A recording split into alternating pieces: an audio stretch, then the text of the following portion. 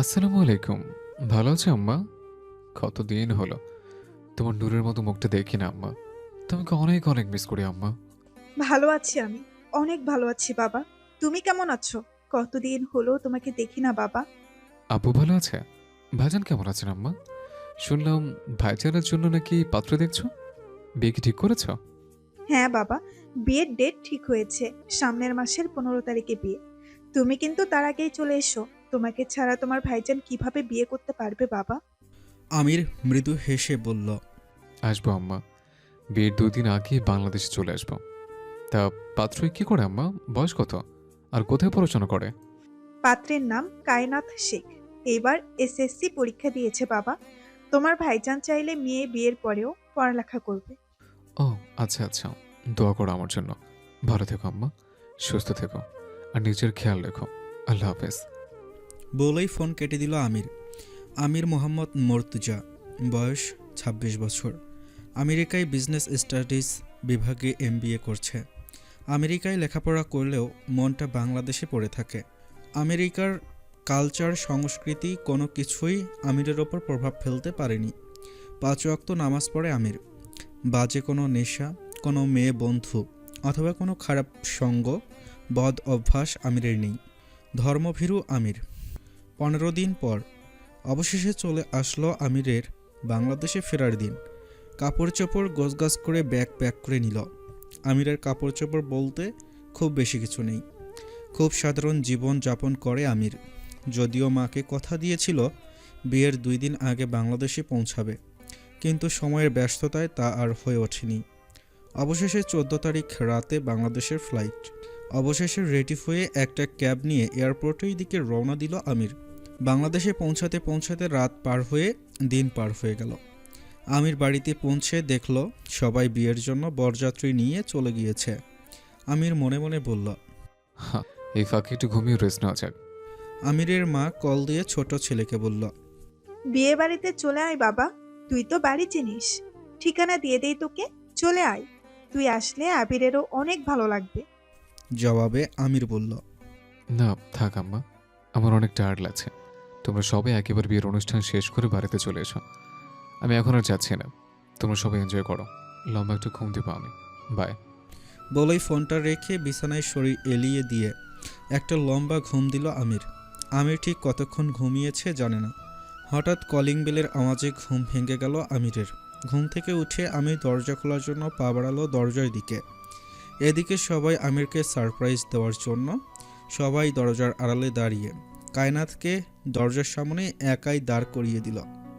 আমি দরজা খুলতেই দেখলো একটা ছোট্ট মতন পরি লাল টুকটুকে শাড়ি পরে দাঁড়িয়ে আছে আমিরের সামনে। আমিরের বুকটা কেঁপে উঠল। কয়েক পল একে অপরের দিকে তাকিয়ে রইল। কারো মুখে কোনো কথা নেই। আমির যেমন স্তব্ধ হয়ে গেছে, কায়নাথেরও তেমন পৃথিবী থমকে গেছে। ঠিক সেই সময় সবাই চিৎকার করে বলে উঠল, সারপ্রাইজ! কায়নাথ মাথা নত করল। আমির সবার দিকে তাকিয়ে বলল, কি হলো এটা? বলেই আর চোখে তাকালো কায়নাথের দিকে। তারপর হেসে বলল, আসসালামু আলাইকুম ভাবি। আসুন ভেতরে আসুন। Welcome to our sweet happy home. সবাই যথারীতি কায়নাথকে নিয়ে বাড়ির ভেতরে ঢুকলো। আমিরের বড় ভাইজান আবির বলে উঠল, কেমন সারপ্রাইজ দিলাম বল। বিয়েতে তো আর আসলি না, তাই এটা তো শাস্তি। জবাবে আমির মুচকি হেসে বলল, তোমাদের বিবাহিত জীবনের জন্য অনেক অনেক শুভকামনা আর অভিনন্দন ভাইজান। ধন্যবাদ ভাই। ইতোমধ্যে সবাই নতুন বউ কায়নাথকে নিয়ে ওপরে চলে গেল। সারাদিন অনেক ধকল গিয়েছে মেয়েটার ওপরে। ওর একটু ফ্রেশ হওয়া প্রয়োজন এবং বিশ্রাম নেওয়া দরকার। বিয়ে বাড়ির আত্মীয় স্বজনদের ভিড় ঠেলে আমির ও ওপরে চলে গেল।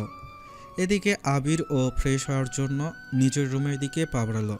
আবির ভেতরে ঢুকতেই কায়নাত আবিরকে সালাম দিয়ে দাঁড়িয়ে গেল। আসসালামু আলাইকুম। ওয়ালাইকুম আসসালাম। সালামের উত্তর করে আবির বলল, তুমি শাড়ি চেঞ্জ করে ফ্রেশ হয়ে আসো, তুমি আসলে আমি পরে যাব। আচ্ছা। কায়নাত আচ্ছা বলে লাগেজ থেকে কাপড় চোপড় নিয়ে ওয়াশরুমের দিকে পা বাড়ালো। কায়নাতের যাওয়ার পারে মুগ্ধ হয়ে তাকিয়ে রইল আবির। ঘটক যখন বিয়ের প্রস্তাব নিয়ে এসেছিল শুধুমাত্র একটি সাদামাটা ছবিতে দেখেই মেয়েটির জন্য হৃদয় স্পন্দন থেমে গিয়েছিল আবিরের। 29 বছর বয়সী আবিরের হৃদয় থমকে গিয়েছিল সদ্য এসএসসি পাস করা 16-17 বছর বয়সী কায়নাতকে দেখে। এরপর মা ও ছোট বোন আফিয়াকে দেখতে পাঠিয়েছিল আবির। তারা এসে জানালো মেয়ে তো নয়, যেন হুরপড়ি। আবির আর সামনাসামনি দ্বিতীয়বার কায়নাতকে দেখেনি, আজকেই প্রথম বিয়ের পর সরাসরি দেখল। আর কায়নাতও আবিরকে কখনোই দেখেনি, ছবিও দেখেনি আবিরের। কায়নাতের বাবা মা ও ভাই দেখেছে, তাতেই ও সন্তুষ্ট চিত্তে বিয়ের জন্য হ্যাঁ করে দিয়েছে। ওয়াশরুমের ভিতর কায়নাত ভাবছে, দরজা খোলার পর আমিরকে দেখে ওর হৃদয়ের স্পন্দন থেমে গিয়েছিল কেন? ও বিবাহিত এবং আমির সম্পর্কে ওর দেবর হয়। হয়তো জীবনে বাবা ভাই ছাড়া অন্য কোনো পুরুষকে দেখেনি, তাই হয়তো এমন হয়েছিল। আবিরের সাথে বিয়ে হলেও সবার সামনে আর চোখে তাকাতেও লজ্জা পেয়েছে, তাই চোখ তুলে আর আবিরের দিকে তাকায়নি কায়নাত।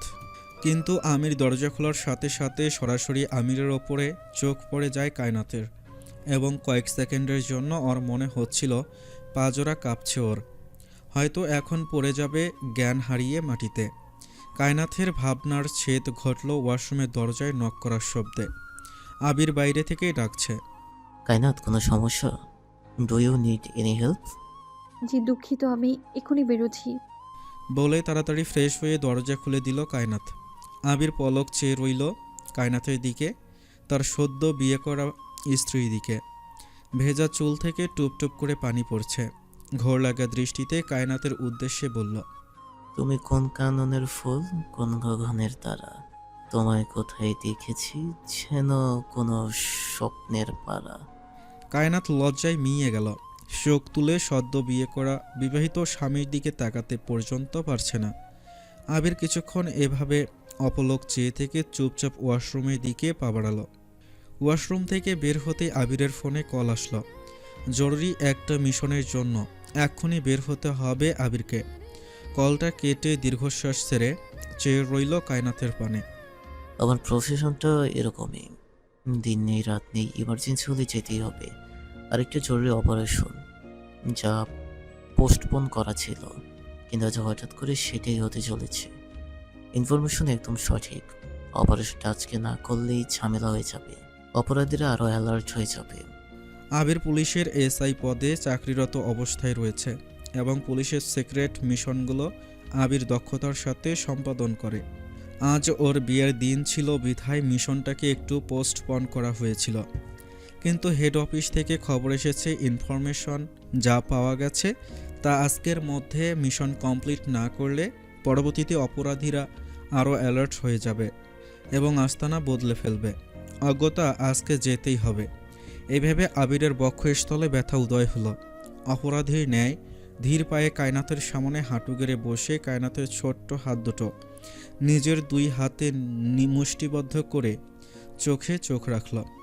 এক দীর্ঘশ্বাস নিয়ে বলতে শুরু করলো, আজকে আমাকে গুরুত্বপূর্ণ একটা মিশনে যেতে হবে জান, আমাকে অনুমতি দাও। আজকে তুমি খুব ক্লান্ত, তুমি শুয়ে রেস্ট নাও। ঘুম থেকে উঠে তুমি দেখবে আমি চলে এসেছি তোমার কাছে, কেমন? আমি জানি আজকে আমাদের বাসর রাত, কিন্তু আমি না গেলে কাজটা হবে না। আশা করি তুমি বুঝতে পারছো, আমি তোমাকে অনেক ভালোবাসি। তোমাকে কখনো বলা হয়নি, দেখা হয়নি, কিন্তু আজকে বলছি। তোমাকে এক দেখায় আমি ভালোবেসে ফেলেছিলাম। তোমার একটা ছবি দেখে আমার মনে হয়েছিল তুমি সেই মেয়ে যার জন্য আমি আজীবন অপেক্ষা করতে পারি, যার জন্য আমি হাসতে হাসতে মরেও যেতে পারি। আবির একটু থেমে আবারও বলতে শুরু করলো, আমাকে অনুমতি দাও জান। আজকে তুমি অনুমতি না দিলে আমি যে মরেও শান্তি পাবো না। এবার মুখ খুলল কায়নাত আর বলল, ছি ছি, কী সব বলছেন? আজকের দিনে এইসব বলতে নেই। আপনি যান, আমি আপনাকে অনুমতি দিলাম। কালকে সকাল হলে ঘুম থেকে উঠে যেন আমি আপনাকে দেখতে পাই, ওকে? জো হুকুম মালিকা। বলেই কায়নাতের কপালে হালকা একটু উষ্ণ স্পর্শ করলো আবির। তারপর উঠে দাঁড়িয়ে বলল, আল্লাহ হাফেজ। বলে দরজার দিকে এগিয়ে গেল আবির। কায়নাত এক দৃষ্টিতে তার স্বামীর প্রস্থান দেখছে। আস্তে আস্তে আবিরের ছায়াটাও মিলিয়ে গেল।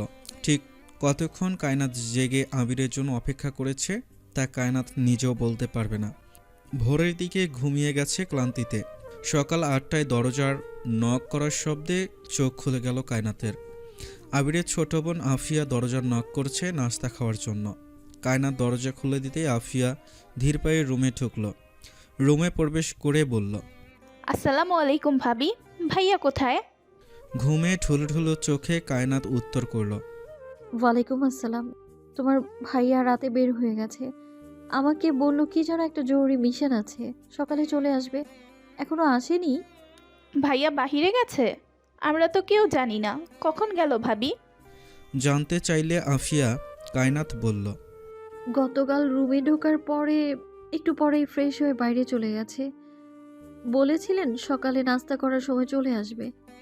আচ্ছা ভাবি, তুমি চলো নাস্তা খাওয়ার জন্য। ভাইয়া যখন বাসায় আসবে তখন খেয়ে নিবে। বলেই আফিয়া দরজার দিকে প্রস্থান করল। কায়নাত ওয়াশরুম থেকে ফ্রেশ হয়ে নাস্তা খাওয়ার জন্য নিচে গেল। নিচে যেতেই চোখ পড়ল আমিরের ওপর। কয়েক সেকেন্ড চুপ করে থেকে কায়নাত বলল, আসসালামু আলাইকুম। আমির তৎক্ষণাৎ চোখ তুলে ওপরে চেয়ে বলল, ওয়ালাইকুম আসসালাম। প্লিজ আসুন, বসুন, ব্রেকফাস্ট করে নিন। এক পলক কায়নাতের দিকে তাকিয়ে আমির চোখ দুটো নিচে নামিয়ে ফেলল। বাচ্চা নিষ্পাপ একটা মেয়ে। সকালে ঘুম ঘুম চোখে সদ্য পরিস্ফুটিত গোলাপের ন্যায় লাগছে আমিরের কাছে। আমির মুহূর্তে নিজের চিন্তা ভাবনাকে সংযত করল। মনে মনে আস্তাগফিরুল্লাহ পাঠ করল। আমিরের মা জানতে চাইল, আবির কখন গিয়েছে বৌমা? আমাকে কিছু জানাওনি কেন? কায়নাত বলল, আমি ভেবেছিলাম উনি সবাইকে জানিয়ে গেছেন। কাল রাতে ভাইজান কে বলে বের হয়েছিল ভাবি?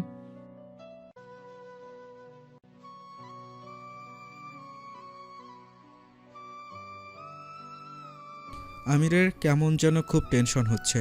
আমির মনে মনে বলল, এর আগেও ভাইজান বিভিন্ন মিশনে গিয়েছে, কিন্তু কাল যে ওর বাসরা ছিল, এমন একটা দিনও ভাইজানকে যেতে হলো। কেমন গুরুত্বপূর্ণ বা কমপ্লিকেটেড মিশন ছিল যে বাসরাতে চলে যেতে হলো? ডেঞ্জারাস কোনো মিশন নয় তো? আল্লাহ। ভাবতেই বুকের ভেতর কেমন মোচড় দিয়ে উঠেছে আমিরের। দুশ্চিন্তার ছাপ চেহারায় আনতে না দিয়ে মাকে বলল, টেনশন করো না আম্মা, ভাই হয়তো এক্ষুনি চলে আসবে। আমি ভাইয়ের অফিসে যোগাযোগ করে দেখছি। এমন সময় বাহিরে গাড়ির আওয়াজ পাওয়া গেল। হর্ন বাজাচ্ছে জোরে জোরে। আমির বলল, তোমরা বসো, আমি দেখে আসছি বাইরে কি হয়েছে। বলেই মেইন দরজার দিকে রওনা দিল আমির। মেইন গেট খুলতেই পুলিশের পোশাক পরা দুজন লোক এসে বলল, আপনাকে একটু আমাদের সাথে বাইরে আসতে হবে। আপনি আবির স্যারের ছোট ভাই আমির, তাই তো? জি, আমি আমির। আমিরের কেমন যেন বুকের ভেতর অজানা আশঙ্কায় ধুকধুক করছে। সমস্ত জল্পনা কল্পনা ছেড়ে গাড়ির দিকে এক নজর তাকিয়ে পুলিশের উদ্দেশ্যে বলল, ভাইয়া কোথায়? কথাটা জানতে চেয়ে চোখ ঘুরিয়ে আবার গাড়ির দিকে তাকালো আমির। কারণ গাড়িটি কোনো সাধারণ গাড়ি ছিল না, এটা একটা লাশবাহী গাড়ি এবং গাড়ির পিছনে আরও দুটো গাড়ি থেকে বড় বড় অফিসাররা নেমে আসছে। আমির কোনো জবাবের অপেক্ষা না করে দৌড়ে গেল গাড়ির কাছে। গাড়ির প্লাসের দিকে নজর দিতেই বড় ভাইয়ার রক্তাক্ত মলিন মুখটা দেখতে পেল। সহসাই চিৎকার করে উঠল আমির। আমিরের চিৎকারে বাড়ির সবাই বাইরের দিকে ছুটে আসলো। আমিরের চিৎকার আর লাশবাহী গাড়ির ভেতরে নিজের বড় ছেলের মলিন রক্তাক্ত মুখটা দেখে আবিরের মা চিৎকার করে জ্ঞান হারালেন। ছোট্ট বোন আফিয়া ভাইয়া বলে চিৎকার দিল। সব কিছুর মধ্যে নীরব এবং নির্বিকার রইল শুধু কায়নাত। যেন ওর পুরো কায়নাত আজ থমকে গেছে। হাতের মেহেদি শুকায়নি। স্বামীর চেহারাটাও একবার ভালো করে দেখতে পারল না অবুঝ নিষ্পাপ মেয়েটি। এটাই কি ছিল ওর নিয়তি? আবিরের নিথর দেহটি মেঝেতে রাখা হয়েছে, সাদা কাফনের কাপড়ে মোড়ানো, চোখ বুজে আছে, ঠোঁটে আজ কোনো হাসি নেই। যুদ্ধ শেষে ক্লান্ত, চিরশান্ত।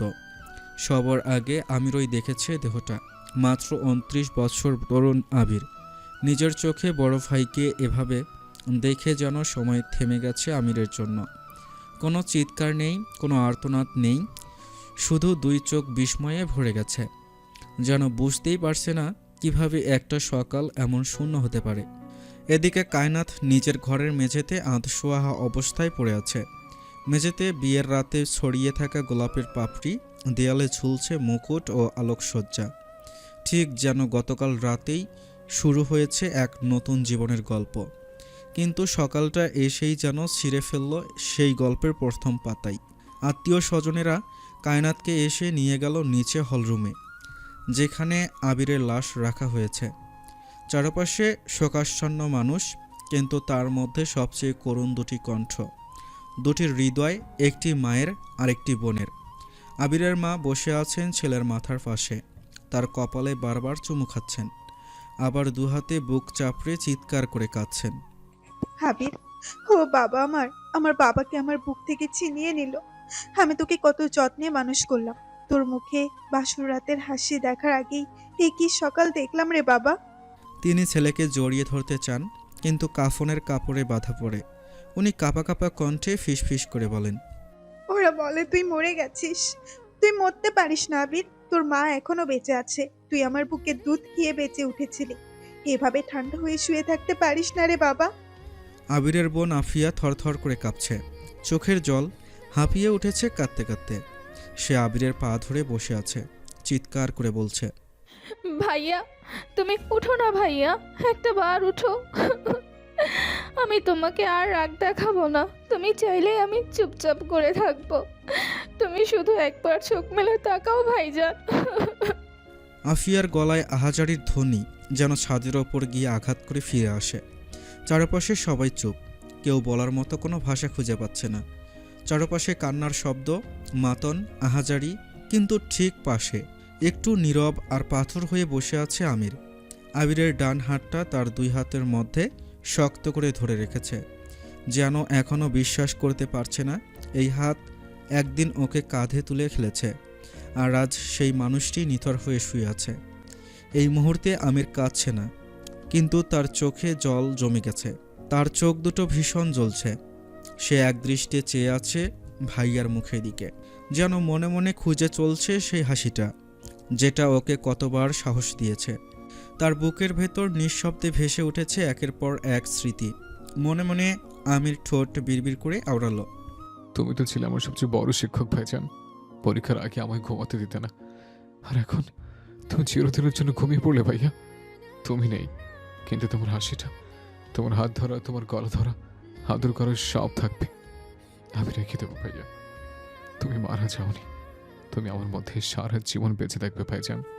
কায়নাত নিঃশব্দে বসে আছে, চোখ জোড়া স্থির, চারপাশে কান্নার শব্দ, মাতন, কিন্তু কায়নাতের ভেতর যেন সব শব্দ থেমে গেছে।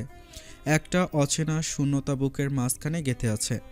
সামনে পড়ে আছে কাফনে মোড়ানো সেই মানুষটা, যার নাম সে গতকাল থেকে প্রথমবারের মতো ডাকতে শিখেছিল, স্বামী। কিন্তু আজ সে নিজের মনেই ফিসফিস করে বলে চলছে, শুধু নিজের ভেতরে। সেই আবিরের প্রকৃতির দিকে চেয়ে মনে মনে বলল, আপনি তো গতকাল কথা দিয়েছিলেন আমার ঘুম থেকে ওঠার আগে আপনি চলে আসবেন, সকালে একসাথে নাস্তা করব, তাহলে আপনি কথা রাখলেন না কেন? আবিরের লাশের দিকে চেয়ে মনে মনে আবার বলল, উঠুন, দেখুন না আমার হাতের মেহেদি এখনো লাল হয়ে আছে। মেহেদির লাল রং এখনো যায়নি। আপনি তো বলেছিলেন আপনি আমায় অনেক ভালোবাসেন। আপনি আমাকে ছাড়া কি করে থাকবেন বলুন না। কায়নাতের বুকের এই আহাজারি কারো শোনা হলো না, জানল শুধু কায়নাত এবং সৃষ্টিকর্তা। আবিরের নিথর দেহের ওপর থেকে চোখ সরিয়ে হঠাৎ আমিরের চোখে গিয়ে ঠেকল কায়নাতের ওপর। ছোট পরীর মতো মেয়েটা, গতকাল মাত্র বিয়ে হয়েছে। দেখল হাতের মেহেদির রং এখনও লাল হয়ে আছে। বিয়ে কি, স্বামী কি, শ্বশুর বাড়ি কি, হয়তো মেয়েটা এখনও এসব বুঝেই না। তার আগেই মেয়েটা সাদা শাড়ির রং চিনে গেল। আমিরের বুকের ভেতরটা মোচড় দিয়ে উঠল মেয়েটার দিকে তাকিয়ে। তারা না হয় কোনো মতে জীবন মানিয়ে নিবে, কিন্তু এই ছোট্ট মেয়েটা, এই মেয়েটার কি হবে এখন? এই সমাজকে স্বামী ছাড়া একা মেয়েটাকে ভালোভাবে বাঁচতে দেবে? এগুলো ভাবতে ভাবতে দৃষ্টি ঘুরিয়ে আবিরের দিকে ফিরল আমির। আজ আবিরের মৃত্যুর 1 সপ্তাহ হলো। আত্মীয় স্বজন সবাই যার যার মতো আজকে চলে গেছেন, 2-1 ছাড়া। কায়নাতের বাবা মাও চলে যাবেন। ওনারা বসেছে আবিরের মায়ের সাথে এবং আমিরের সাথে কিছু গুরুত্বপূর্ণ কথাবার্তা বলার জন্য। কায়নাথের বাবা সোবহান শেখ বললেন, বেয়ান, যা ক্ষতি হওয়া তা তো হয়ে গিয়েছে। এই ক্ষতি অপূরণীয়, যা কোনোভাবে আমরা মানতে পারছি না, কিন্তু বিধির লিখন আমাদের মেনে নিতেই হবে। সবই আল্লাহ পাকের ইচ্ছা মনে করেই আমাদের সব কিছু মেনে নিতেই হবে। তো আজকে আমরা চলে যেতে চাচ্ছিলাম, সাথে আমাদের কায়নাতকে নিয়ে যেতে চাচ্ছিলাম। আপনি অনুমতি দিন, তবে আমরা প্রস্থান করতে পারবো। আবিরের মা ব্যথাতুর নয়নে তাকালো সোহান শেখের দিকে। বুকটা কেঁপে উঠল ওনার। এত শখ করে মেয়েটিকে বউ করে নিয়ে এসেছিল, কত ভালোবেসেছিল মেয়েটা, তা কেউ না জানলেও জানতো শুধু মায়ের মন। ছবি দেখে কত শত রাত পার করেছে ওনার ছেলেটা। সেই মেয়েটা এখন চলে যাবে তার ঘর ছেড়ে, আবিরের ঘরকে ফাঁকা করে। মানতে পারছে না সেলিনা বেগম। আবিরের মা চিৎকার করে বলে উঠলেন, না, কায়নাত যাবে না। ও আমার ছেলের একমাত্র শেষ সম্বল।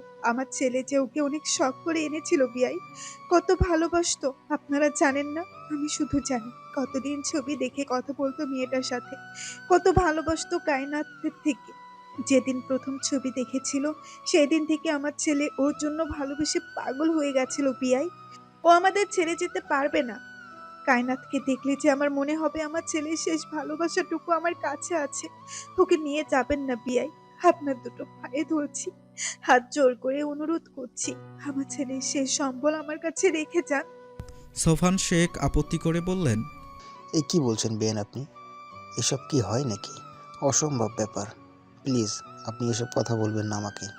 আমি আপনার মনের পরিস্থিতি বুঝতে পারছি, কিন্তু আপনি আমার পরিস্থিতি বোঝার চেষ্টা করুন। আমার ফুলের মতো নিষ্পাপ ছোট্ট মেয়েটা কিভাবে থাকবে একা সারা জীবন আপনার কাছে? ওর বাকি জীবনটাই তো এখনও পড়ে আছে। ওর তো একটা ভবিষ্যৎ আছে।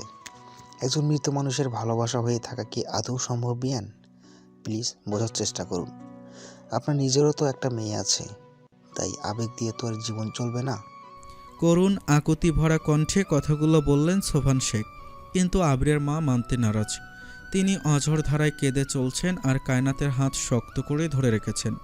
বলছেন, আমার ছেলের শেষ সম্বল, আমি ওকে নিয়ে যেতে দিব না। ওকে দেখলে আমার মনে পড়বে আমার ছেলে আমার সামনে রয়েছে। প্লিজ নিয়ে যাবেন না ওকে।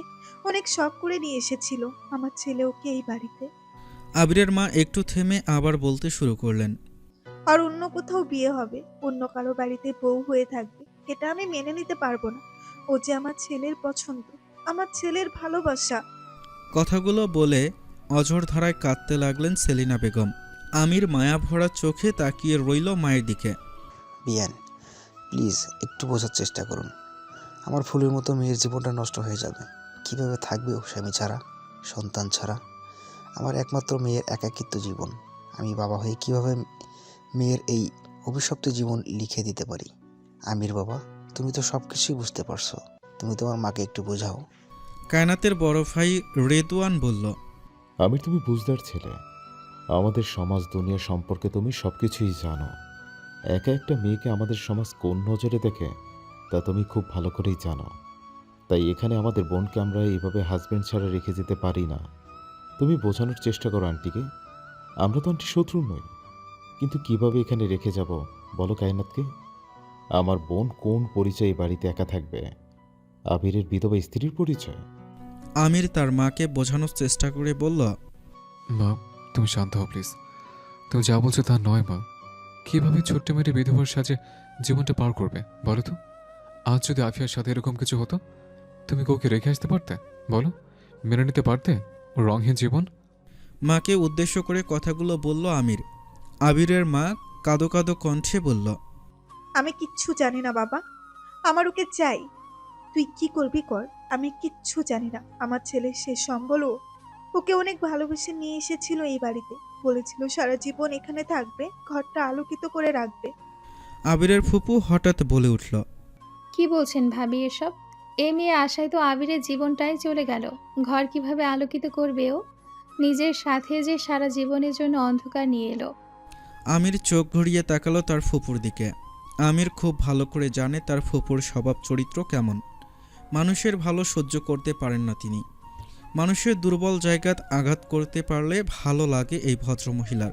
তাই এমন সময়ে এমন একটা কথা আমির ঠিক হজম করতে পারল না, তাই বলে উঠল, ফুপি, এটা আমাদের পারিবারিক ব্যাপার, প্লিজ এই বিষয়ে ইন্টারফেয়ার করবেন না।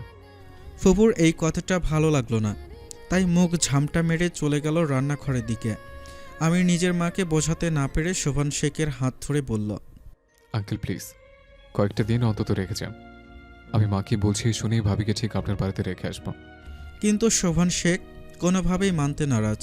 তিনি একজন বিশাল ধনী সাকসেসফুল বিজনেসম্যান। বিশাল ধনী পরিবারের একমাত্র মেয়ে কায়নাত। তিনি খুব ভালো করেই জানেন, একবার এই সংসারের মায়াজালে মেয়েটা জড়িয়ে গেলে দায়িত্ব কর্তব্যের বেড়াজাল থেকে মেয়েটা আর বের হতে পারবে না।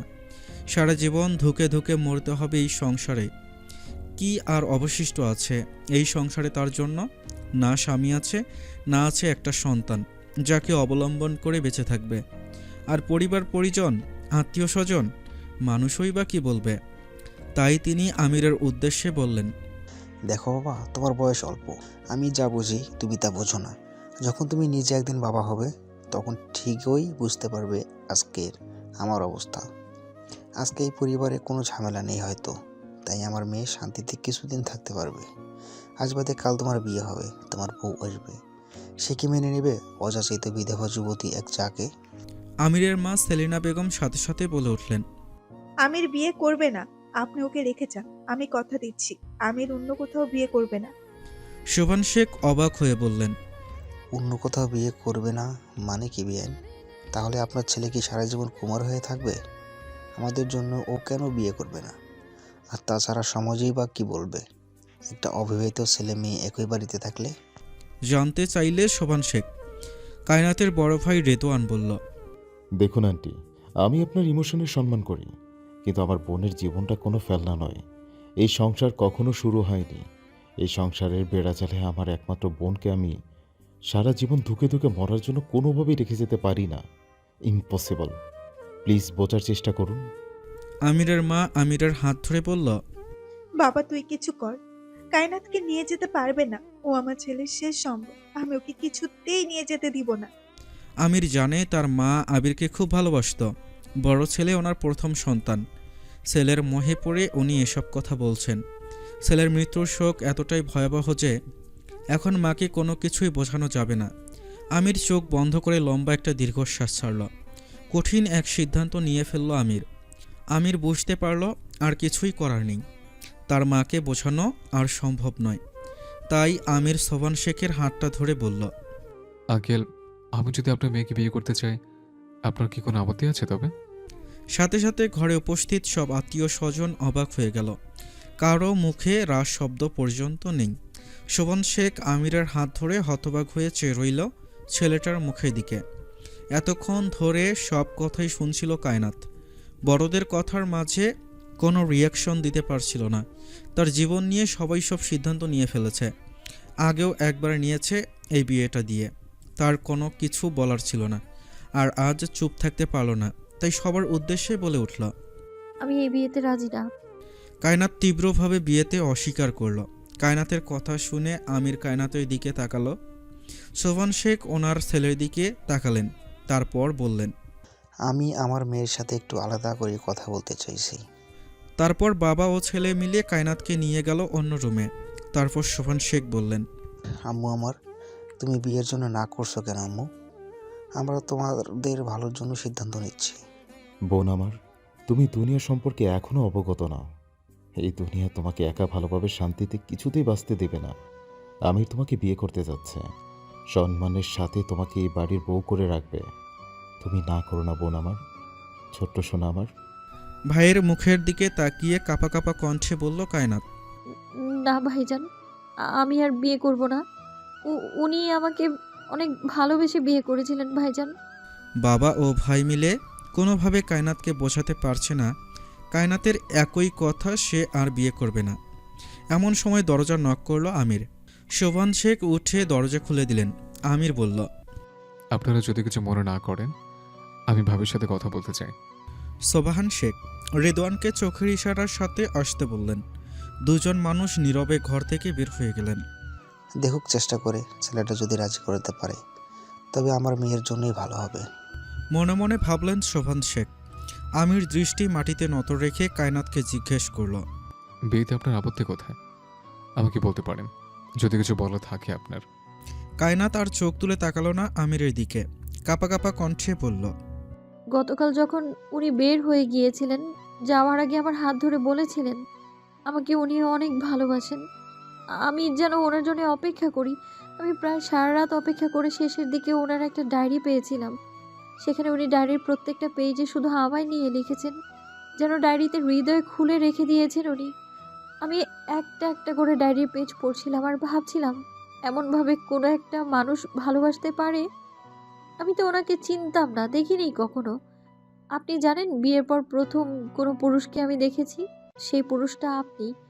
আমি আপনার ভাইকে দেখিনি, কিন্তু যখন ঘরে আসলাম ওনাকে দেখলাম। ওনাকে আমি কবুল করে নিয়েছিলাম, কিন্তু আল্লাহ আমাকে কেন এই পরীক্ষায় ফেললেন বলতে পারেন? আমি তো কোনো অন্যায় করিনি, কখনো কোনো পরপুরুষকে দেখিনি আমি, নিজের বাবার ভাইকে ছাড়া। তাহলে কেন উনি আমাকে আমাকে দিয়ে পাপ করালেন? সবার প্রথমে আপনার চেহারা দেখালেন। আমার পাপের শাস্তি কি তবে আপনার ভাই পেয়েছেন? বলেই অঝরে কাঁদতে শুরু করলো কায়নাত। কায়নাতের হৃদয় নিংড়ানো কথাগুলো শুনে আর অঝরে কান্না দেখে আমিরের হৃদয় যেন ভেঙ্গে চুরে দুমড়ে মুচড়ে যাচ্ছে। পাপ? তাহলে আমিরও তো সেই একই পাপ করেছে। কিন্তু কায়নাত বা আমির কেউ কি জেনে শুনে বুঝে নিজের ইচ্ছায় পাপ করেছে? ওর ভাই তো নিজেই কায়নাতকে সামনে দাঁড় করিয়ে দিয়েছিল সারপ্রাইজ দেওয়ার নাম করে। তাহলে এই পাপ আমিরের কিভাবে হয়? আমির নিজেকে সান্ত্বনা দিল এবং কায়নাতের দিকে তাকিয়ে বলল, দেখুন, আপনি যা ভাবছেন সেটা পাপ নয়, কারণ আপনি বা আমি কেউই আমরা ইচ্ছে করে একজন আরেকজনকে দেখিনি। বিশেষ করুন আপনার বাবা এবং ভাই আপনার সত্যিই ভালো চান। এই দুনিয়া আসলে আপনাকে ভালোভাবে একা শান্তিতে বাঁচতে দিবে না। আপনি যতই নিজেকে ভালো রাখার চেষ্টা করুন, যতই পর্দা করুন না কেন, সবই আপনাকে আমাকে জড়িয়ে খারাপ কথা বলবেই এই বাড়ি থাকলে। আর আপনি নিশ্চয়ই এই বাড়ি ছেড়ে যেতে চান না। যেটুকু আমি আপনাকে দেখে বুঝতে পারছি, আপনি হয়তো ঠিক করে ফেলেছেন ভাইজানের স্মৃতি আঁকড়ে ধরে বেঁচে থাকবেন, কিন্তু পৃথিবীর অন্য কোথাও আপনি ভাইয়ের স্মৃতি আঁকড়ে ধরে বেঁচে থাকতে পারবেন না। শুধু এই বাড়ি আপনার জন্য নিরাপদ। আপনি আমাদের কথা বিশ্বাস করুন। বাঙালি মেয়েদের এবার বাবার বাড়ি থেকে বিদায় হয়ে গেলে বিয়ের পর স্বামীর বাড়িতেই সবচেয়ে সম্মানীয় হয়ে থাকে। আমি সেই সম্মান আপনাকে দেব, বিশ্বাস করুন। বিয়েতে রাজি হয়েছেন আপনি, আমি আপনাকে কথা দিচ্ছি। আপনি না চাইলে কখনো আমরা বৈবাহিক সম্পর্কে সামনে দিকে এগোবো না। যতদিন আপনি না চান, আপনার ইচ্ছার বিরুদ্ধে কিছুই করবো না। তারপরও আপনি বিয়েতে রাজি হয়ে যান, আমি তো আমেরিকা চলে যাব, ফিরবো অনেক পরে। মাত্র 15 দিনের ছুটি নিয়ে বাংলাদেশে এসেছি। এর মধ্যে আপনার এবং মায়ের একটা ব্যবস্থা করে রেখে যেতে চাইছি। প্লিজ বিয়েতে রাজি হয়ে যান। আমিও শ্বশুর বাড়িতে চলে যাবে, বাড়িতে আপনারা দুজন থাকবেন। আপনাদের ব্যবস্থা না করে গেলে যে আমি কোথাও শান্তি পাবো না। ভাইয়ের অবর্তমানে যেমন মায়ের দায়িত্ব আমার, ছোট বোনের দায়িত্ব আমার, ঠিক তেমনি আমি আপনাকে আমার দায়িত্ব হিসেবে গ্রহণ করলাম। বাকিটা আপনার ইচ্ছা। বলে আমির ঘর থেকে বের হয়ে গেল। সন্ধ্যায় কাজী সাহেবকে ডাকা হলো।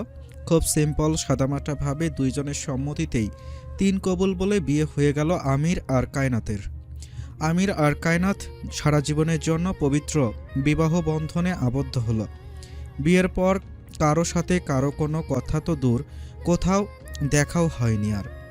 সবাই যার যার মতো কাজে ব্যস্ত হয়ে পড়ল। আমির একটু বাহিরে গিয়েছে, কায়নাত চুপচাপ বসে আছে আবিরের ঘরে। কায়নাতের পরনে লাল টুকটুকে বেনারসি শাড়ি, নাকে আমিরের নামের নাকফুল জলজল করছে, গায়ে স্বর্ণের হালকা গহনা পরে আছে কায়নাত। রাত 10টা বাজছে। আমির সবেমাত্র বাসায় ঢুকেছে। বাসায় ঢুকে চুপচাপ চলে গেল নিজের বেডরুমে। বেমালুম ভুলে গেল আজ ওর বিয়ে হয়েছে এবং ওর একটা বউ আছে। আমির মাথায় রাখতেও চাচ্ছে না এসব। বিয়েটা শুধুমাত্র সমাজের মানুষকে দেখানোর জন্য। কায়নাতকে ও তার মতোই ছেড়ে দিবে, যেভাবে থাকতে ইচ্ছে হয় থাকবে, কোনো প্রকার জোর জবরদস্তি করবে না। নিজের মাকে ভালো রাখার জন্য এবং কায়নাতের বাবা একজন কন্যাদায়গ্রস্ত পিতাকে ওনার চিন্তা থেকে মুক্ত করার জন্যই বিয়ের সিদ্ধান্ত নিয়েছে আমির। ঘরে ঢুকে দরজা লাগিয়ে শাওয়ার নিতে চলে গেল আমির। এদিকে আবিরের মা এবং বোন কায়নাতের কাছে আবিরের রুমে গেল। গিয়ে দেখল মেয়েটা গুটিসুটি হয়ে শুয়ে আছে আবিরের বিছানায়। আবিরের ছবিটি পাশে পড়ে আছে। আবিরের মায়ের মনটা হু হু করেই কেঁদে উঠল ছেলের বিয়োগ যন্ত্রণায়। আফিয়া বুঝে উঠতে পারছে না কি বলবে বা কি করবে এই ধরনের অবস্থায়। আমির মাত্র ওয়াশরুম থেকে গোসল করে একটা ব্ল্যাক ট্রাউজার এবং হোয়াইট টি শার্ট পরে বেরিয়েছে। এমন সময় দরজা নক করার শব্দ পেল। মাথা মুছতে মুছতে রুমের দরজা খুলে দেখল কায়নাত দাঁড়িয়ে আছে। লাল টুকটুকে বেনারসি শাড়ি পরে মাথা নিচু করেই দাঁড়িয়ে আছে। আসসালামু আলাইকুম।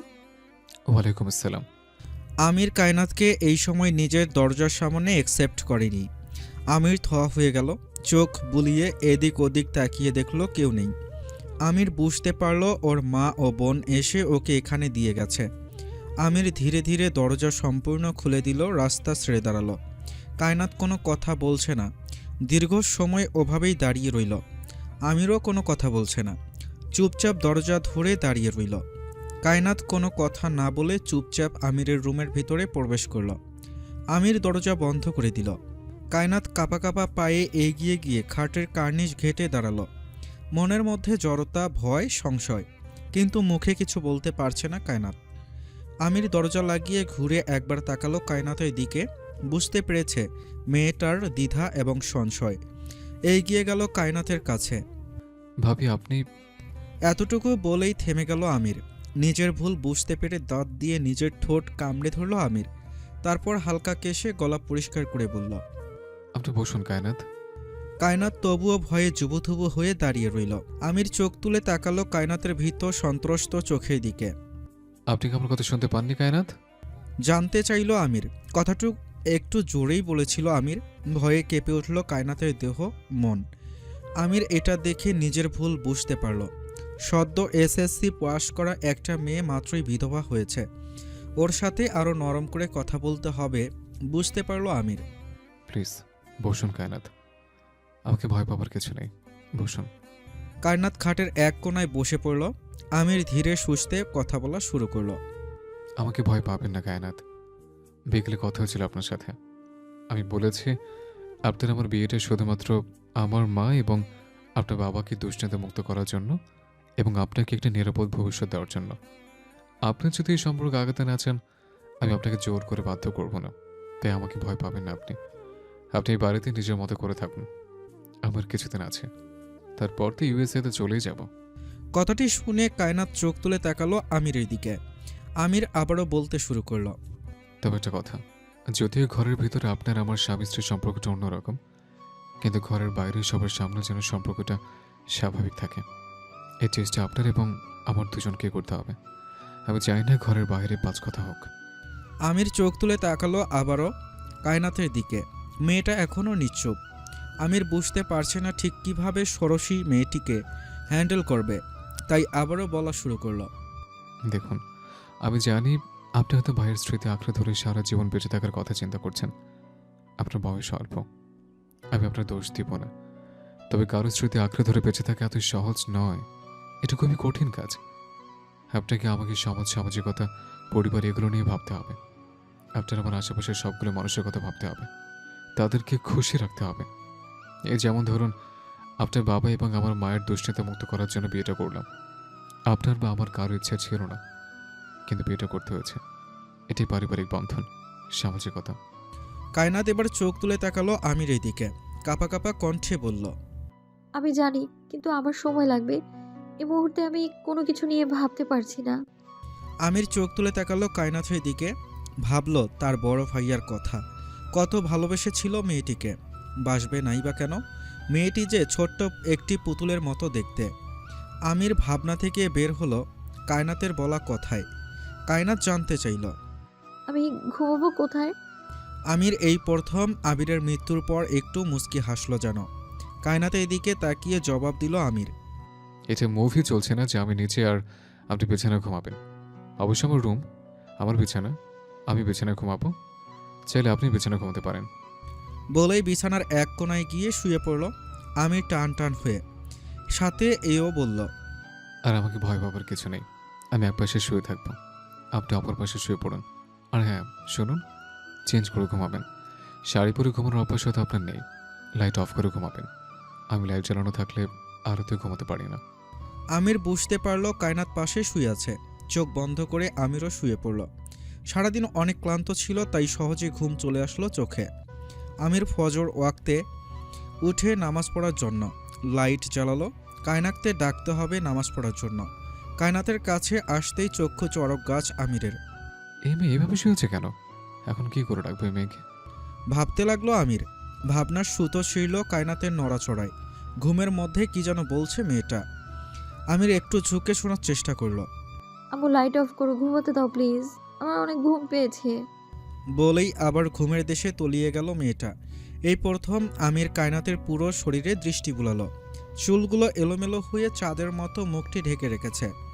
আঁচলটা বুক থেকে সরে নিচে ঝুঁকে পড়ে আছে। কোমরের কাছটা কিছুটা উন্মুক্ত এবং হাঁটুর কাছে শাড়ি উঠে আছে। অদ্ভুত সুন্দর লাগছে মেয়েটাকে। আমির চোখ সরাতে পারছে না। আমিরের হাত পা কাঁপা শুরু হলো। কিভাবে ডাকবে এই মেয়েকে এখন নামাজ পড়ার জন্য? এত সব ভাবনার মধ্যে হঠাৎ আবিরের কথা মনে পড়ল আমিরের। এই দৃশ্য দেখার হক 7 দিন আগেও শুধুমাত্র তার বড় ভাইয়ার ছিল। এ কথা মনে হতেই আমিরের বুকটা মোচড় দিয়ে উঠল। সাথে সাথে দৃষ্টি সরিয়ে ফেলল কায়নাতের ওপর থেকে। সোজা ওয়াশরুমে চলে গেল অজু করার জন্য। নামাজ পড়ার উদ্দেশ্যে কায়নাতকে আজ আর ডাকা হলো না। ফজরের নামাজ পড়া শেষে আমির রুমের ভেতর যায়নি। আবিরের রুমে গিয়ে আবিরের বিছানায় চুপচাপ শুয়েছিল। আবিরের ছবির দিকে তাকিয়ে ভাবছে আমির। মানুষের জীবন কত ভঙ্গুর, তাই না ভাইজান? এলাম তোমার বিয়ে খেতে, আর কে থেকে কি হয়ে গেল। তুমি নেই কিন্তু তোমার বউয়ের সাথে আমাকে বিয়ে করতে হলো। সামাজিকতার জন্য, মায়ের জন্য, তোমার জন্য। আমি তো এটা চাইনি কখনো। ভাইয়া, তুমি কি আমাকে ক্ষমা করবে? তোমার কত ভালোবাসা, শখের নারীকে আমি বিয়ে করে ফেলেছি। তুমি কি আমাকে ক্ষমা করবে ভাইজান? আমির এগুলো বলছে আর কাঁদছে। আমির কিছুক্ষণ থেমে আবারও বলল, আর 10 দিন পর আমি ইউএসএতে চলে যাব ভাইয়া। বাসা আম্মা আর বড় ভাইয়ার রুমে বসে কায়নাতের নামটা উচ্চারণ করতে পারল না আমির। বলল, বাসা ওরা দুজন একা থাকবে, কে দেখে রাখবে ওদের ভাইয়া? আমি তো থাকবো না। তুমি কেন অসময় চলে গেলে ভাইয়া? কি হতো একদিন মিশনে না গেলে? বলেই অঝোর ধারায় কাঁদতে শুরু করলো আমির। এভাবে কতক্ষণ কাঁদলো জানে না আমির। নাস্তার টেবিলে বসে আছে আমির, মা আফিয়া ও তার হাজবেন্ড রাফিদ। কায়নাতকে এখনও ডাকা হয়নি। আফিয়া বলল, ভাইয়া, ভাবিকে আমি ডেকে নিয়ে আসবো? আমিরের মা বলল। হ্যাঁ হ্যাঁ, যা মা, ডেকে নিয়ে আয় তোর ভাবিকে। আমির চুপচাপ বসেছিল এতক্ষণ। নীরবতা ভেঙ্গে বলল, আম্মা, আর 10 দিন পর আমি ইউএসএতে চলে যাব। আফিও তো শ্বশুরবাড়িতে চলে যাবে। তুমি আর কায়নাত বাড়িতে একা থাকবে। আশা করি কোনো সমস্যা হবে না। তারপরও যদি কোনো সমস্যা ফিল করো তাহলে রাদীপকে বলবে। রাদীপ সবাইকে একটু দেখে রেখো, কেমন? রাফিদের উদ্দেশ্যে বলল আমির। কথা বলতে বলতে আমিরের চোখ গেল সিঁড়ির দিকে। কায়নাতকে নিয়ে আফিয়া নামছে। কায়নাত ধীরে ধীরে নামছে। চোখ দুটো ফুলো ফুলো লাগছে। মনে হয় ঠিকমতো ঘুম হয়নি। কিন্তু ও তো দেখেছিল মেয়েটা বেঘরে ঘুমোচ্ছে। তাহলে ঘুম হলো না কেন? নাকি বেশি ঘুমানোর ফলে? নিজের মনকে নিজে প্রশ্ন করলো আমির। এসব ভাবতে ভাবতেই কায়নাত এসে আমিরের পাশে চেয়ারটা টেনে বসে পড়ল। সবাই খাওয়া শুরু করলো। কায়নাত ধীরে ধীরে বলল, আমি কি একটু বাবার বাসায় যেতে পারি মা? প্রশ্নটা শুনে আমির কিছু বলবে তার আগেই আমিরের মা বলল, হ্যাঁ হ্যাঁ, অবশ্যই, বিয়ের পর তো যেতেই হয়। তোমার সাথে আমিরও যাবে, আমিরের সাথে যাবে, আমার আমিরের সাথে আসবে, কেমন? এটাই নিয়ম। আমির বলল, আম্মা থাক না, আম্মা থাক না। উনি কিছুদিন যেতে চেয়েছে, বাবার বাড়িতে একাই থেকে আসুক। আমার তো এখানে অনেক কাজ আছে। সবে মাত্র ভাইজানের। আর বলে শেষ করতে পারল না আমির। সাথে সাথে তার মা অঝোর ধারায় কেঁদে ফেললেন। কাঁদতে কাঁদতে বললেন আবিরের মা, মৃত্যুর সময় আমার ছেলে কি আমাদের একবার দেখতে চেয়েছিল? আমিরও কি বেঁচে ছিল গুলি খাওয়ার পর? ও কি সবার সাথে একটু কথা বলতে চেয়েছিল? আমার বুকে মাথা রেখে শুতে চেয়েছিল আমার মানিক? ওর বউকে যে বলে গিয়েছিল সকালে নাস্তা করবে, ও মৃত্যুর সময় সে কথাটা কি মনে করে কেঁদেছিল আমির? বল না বাবা। বলতে বলতে কাঁদতে কাঁদতে হেসকি উঠে গেল আমিরের মায়ের। আমির উঠে গিয়ে মায়ের পিঠে হাত বুলাতে লাগলো। আমার বাবা তো আর ফিরে আসবে না, ওর সব দায়িত্বই তো তুই কাঁধে তুলে নিয়েছিস। বাবা, তাহলে এই দায়িত্বটাও পালন করে দে। এটা যে নিয়ম, বিয়ের পর মেয়ে কখনো একা বাবার বাড়ি যায় না, তোর সাথে যাবে, আবার তোর সাথে আসবে যে বাবা। আমির আর না করার সাহস পেল না, বলল, ঠিক আছে, আপনি রেডি হয়ে থাকুন কায়নাত, বিকেলে আমরা বের হব। বলেই নাস্তা না করে গটগট করে ওপরে সিঁড়ির দিকে চলে গেল আমির। নীরব চোখে চেয়ে রইল কায়নাত। চোখ দিয়ে অঝোর ধারায় অশ্রু ঝরছে। ও তো ওর মনের কথা কাউকে বলতে পারছে না। কি করবে ও এখন? কার সাথে শেয়ার করবে ওর মনের ভেতরে কি চলছে? বিকালের দিকে রেডি হয়ে রুমে বসেছিল কায়নাত। আমির রুমে এসেই কাবার থেকে শার্ট এবং প্যান্ট নিয়ে ওয়াশরুমের ভেতরে চলে গেল। 15 মিনিট ওয়াশরুম থেকে শাওয়ার নিয়ে একেবারে ড্রেস আপ করে বের হলো। ড্রেসিং টেবিলের সামনে এসে চুল আঁচড়াতে আঁচড়াতে আমির বলল, আপনি সব কিছু নিয়ে প্রস্তুত? ব্যাগ গুছিয়ে নিয়েছেন? কায়নাত চোখ তুলে তাকালো আয়নার দিকে। এই প্রথম আয়নায় আমির এবং কায়নাতের চোখাচোখি হলো। কায়নাত দ্রুত চোখ সরিয়ে নিয়ে বলল, জি, সব গোছানো শেষ আমার। আপনার কিছু গোছাতে হবে? আমায় বলুন, আমি গুছিয়ে দিচ্ছি। আমির এক দৃষ্টিতে আয়নায় তাকিয়েছিল কায়নাতের দিকে। এভাবে কতক্ষণ তাকিয়েছিল জানে না। আমিরের ঘোর ভাঙল কায়নাতের কথায়। কোনো সমস্যা? আমির বলল, না, সমস্যা নেই। আমার কাজ আমি একাই করতে পছন্দ করি। আপনার কিছু কাজ বাকি থাকলে দ্রুত সেরে নিন। 5 মিনিটের মধ্যেই বের হব আমরা। বলেই আবার ওয়াশরুমে গেল আমির। ওয়াশরুমে এসেই হাফ ছেড়ে বাঁচল আমির। কিভাবে এতক্ষণ কায়নাতের দিকে তাকিয়েছিল? কেনই বা তাকিয়েছিল? নিজেকে নিজেই প্রশ্ন করল আমির। ওয়াশরুমে আমির জরুরি কিছু জিনিস রেখে এসেছিল, তাই আনতে আবার ভেতরে ঢুকেছিল। ভেতরে ঢুকেই দেখতে পেল মেয়েলি কিছু জিনিসপত্র, যেমন চিরুনি, hair dryer, hair band, perfume, shampoo, conditioner. এসব দেখে আমির তাকিয়ে রইল কিছুক্ষণ অবাক নয়নে। এখন থেকে আমি যখন শপিং করতে যাব তখন কি আমাকে মনে করে এগুলো সব কিনতে হবে কানাদের জন্য? নিজে নিজে ভাবল আমির। আসলে মানুষের জীবন কখন কোথায় কোন জায়গায় মোড় নেয় কেউ বলতে পারবে না। হয়তো এই জিনিসগুলো কিনতো তখন ভাইয়ার বউ হিসেবে, কিন্তু এখন ওর যত্ন করে বুঝে বুঝে, প্রয়োজন বুঝে ওর বউয়ের জন্য সব কিনতে হবে। যতই না করুক, কিন্তু মানুষের জন্য, সমাজের জন্য, পরিবারের জন্য হলেও বিয়েটা তো হয়েছে, এবং ধর্মীয় মতে কায়নাত ওর বিবাহিত স্ত্রী। আমির কি মনে করে যেন প্রত্যেকটা জিনিসের নাম পড়েছে এবং ছুঁয়ে ছুঁয়ে দেখেছে। নিজের মনে একটু মুচকি হাসল আমির। তারপর তাড়াহুড়ো করে ঘড়িটা পরে ওয়াশরুম থেকে বের হলো। কায়নাতের লাগেজটা নিজের হাতে তুলে নিল আমির। তারপর নিচে এসে সবার কাছ থেকে বিদায় নিয়ে কায়নাতদের বাড়ির উদ্দেশ্যে রওনা হলো। কায়নাতের বাড়ি খুব বেশি দূরে নয়। 7:30 8টার মধ্যে ওরা কায়নাতের বাড়িতে পৌঁছে গেল। বাড়ির ভেতরে প্রবেশ করলো ওরা দুজন। ব্যাগ নেওয়ার জন্য সোভান শেখ লোক পাঠালেন। মেয়ে জামাইকে দেখে খুশি হয়ে বললেন, তোমরা তাড়াতাড়ি ফ্রেশ হয়ে উপরে যাও বাবা। এইদিকে রেদওয়ান তার ওয়াইফ সাইরাকে তারা দিচ্ছে সমস্ত প্রয়োজনীয় জিনিস ওপরে পৌঁছে দেওয়ার জন্য। যদিও কায়নাত বেশি দিন হয়নি বাড়ি ছেড়ে গিয়েছে, তারপরও কায়নাতের মানসিক অবস্থা ভালো নেই। ও হয়তো সব গুছিয়ে করতে পারবে না, তাই বড়ভাবিকেও সাথে পাঠালেন। রেদওয়ান জানতে চাচ্ছে। আমি রাস্তায় আসতে কোনো সমস্যা হয়নি তো? আমির না ছুঁচক মাথা নাড়ল, বলল, না, তেমন কোনো প্রবলেম হয়নি ভাইয়া। কায়নাত ভিতরে চলে গেল লাগেজ নিয়ে। আমির দাঁড়ালো রেজওয়ান তাকে কিছু বলতে চায় ভেবে। রেদওয়ান আমিরের হাত ধরে ধন্যবাদ জানিয়ে বলল, আমার বোনের জীবনটাকে বাঁচিয়ে দেওয়ার জন্য অসংখ্য অসংখ্য ধন্যবাদ তোমাকে। আসলে কি বলে ধন্যবাদ দিব আমি তোমাকে? অবশ্যই আমার বোনের ভালো কোন নেক আমল আছে, যার জন্য তোমাকে স্বামী হিসেবে পেয়েছে আমার বোন। না হলে তোর জীবনটা সারা জীবনের জন্য অন্ধকার হয়ে গিয়েছিল। তুমি ওর অন্ধকারের জন্য জীবনটাকে আলোকিত করার জন্য এসেছ। আল্লাহ তোমাকে পাঠিয়েছে, তোমাকে ধন্যবাদ দিয়ে ছোট করব না ভাই। আমির রেদওয়ানের হাত ধরে বলল, ছি ছি ভাইয়া, এসব কথা বলবেন না প্লিজ। যা হবার হয়েছে। জন্ম মৃত্যুতে এখানে মানুষের কোনো হাত নেই। আমার জায়গা অন্য কেউ থাকলে হয়তো সেটাই করতাম। আর তাছাড়া কায়নাতে আমার মায়ের এবং আমার বড় ভাইয়ের আমানত, তাকে দেখে রাখার দায়িত্ব আমার। ভাইয়ের যেন অবর্তমানে যেমন মায়ের দায়িত্ব, আমার বোনের দায়িত্ব আমার, তেমনি আমার ভাইয়ের ভালোবাসার মানুষটাকে দেখে রাখার দায়িত্ব আমার ছিল। একদমে কথাগুলো বলে থামল আমির। রেদওয়ান চোখের পানি মুছে বলল, ভেতরে যাও, আমি রুমে প্রয়োজনীয় সব কিছু পাঠিয়ে দিচ্ছি। বলেই নিচের দিকে চলে গেল রেদওয়ান। আমির ধীরে ধীরে দরজা খুলে রুমের ভিতরে প্রবেশ করল। ভিতরে কায়নাত কোথাও নেই।